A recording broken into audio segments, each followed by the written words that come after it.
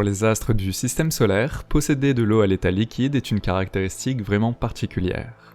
Les astronomes pensent que l'on peut en trouver sous la surface de cette lune. Dans cette vidéo, nous allons voir pourquoi celle-ci a cette particularité en découvrant Encelade, une des lunes de Saturne.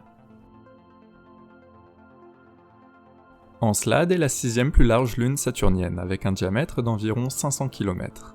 Vous pouvez voir que c'est vraiment petit quand on la compare à la Terre et à la Lune. Elle a été découverte en 1789 par William Herschel, tout comme Mimas dont on a déjà parlé dans une vidéo précédente. Depuis la surface d'Encelade, Saturne apparaît 60 fois plus grande comparée à la Lune dans le ciel depuis la Terre.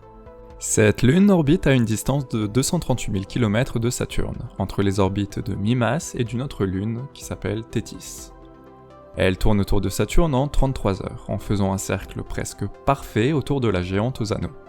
Étant si proche de Saturne, sa rotation est donc synchrone.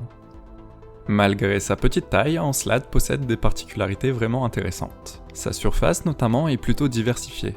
On peut y observer plusieurs régions. Certaines zones sont criblées d'impacts d'astéroïdes alors que d'autres sont relativement lisses et donc plus jeunes. La caractéristique de sa surface la plus notable doit être ses longues fissures, qui se trouvent au pôle sud et qu'on surnomme les rayures de tigre. Dans la région de ces fissures, on a observé des geysers, expulsant des particules dans l'espace, ce qui a été la source de nombreuses hypothèses quant à l'activité qu'il peut y avoir sous la surface de la Lune.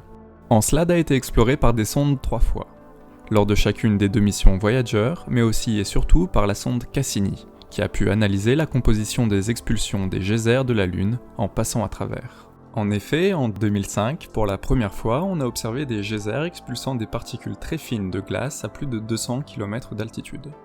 Les scientifiques en charge de la sonde Cassini, qui était alors en orbite autour de Saturne depuis 2004, ont décidé de faire passer la sonde à environ 50 km d'altitude d'Encelade pour analyser la composition de ces particules. Et ces analyses ont révélé que ces particules sont composées de molécules organiques et d'eau liquide. La température est aussi un peu plus élevée dans cette région. Ce sont ces découvertes qui ont développé l'hypothèse d'un océan d'eau liquide sous la surface d'Encelade, avec les geysers qui en expulseraient les particules à la surface à une vitesse de 400 mètres par seconde. Cette hypothèse de l'océan liquide sous la surface a été confirmée par la NASA en 2015, après 7 ans d'observation des oscillations de cette lune.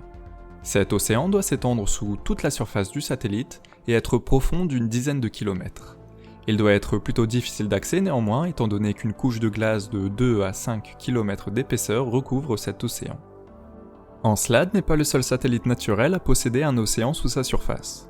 Le satellite Triton de Neptune ainsi que le satellite galiléen Europe en ont probablement aussi. Mais la couche de glace à la surface d'Europe est-elle estimée entre 10 et 30 km d'épaisseur, au-dessus d'un océan d'une centaine de kilomètres de profondeur.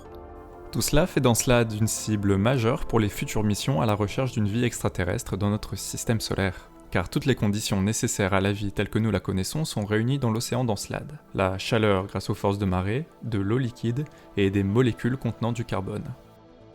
Il est bon de savoir que les images d'Encelade où l'on voit des rainures bleutées sont en fait en fausse couleur. Les zones en bleu reflètent plus les ultraviolets, mais si nous l'observions avec nos propres yeux, nous ne remarquerions pas de nuances si prononcées, et Encelade ressemblerait plutôt à ça.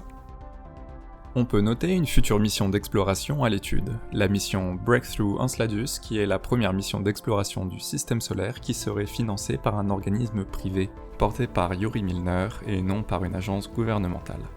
L'objectif de cette mission serait d'évaluer les possibilités d'une vie sur Encelade. Cette mission, si elle n'est pas annulée entre-temps, devrait démarrer d'ici la fin de notre décennie ou alors au début des années 30. En attendant, on devra se contenter des missions d'exploration à destination d'Europe ou de Ganymède, qui sont prévues pour un décollage plus rapidement, et qui devraient aussi nous aider à comprendre un peu mieux tout ce qui se passe sous les couches de glace de ces lunes.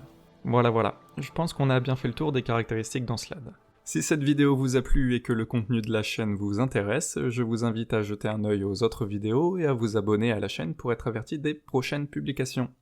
Merci d'avoir regardé jusqu'au bout, à la prochaine, salut.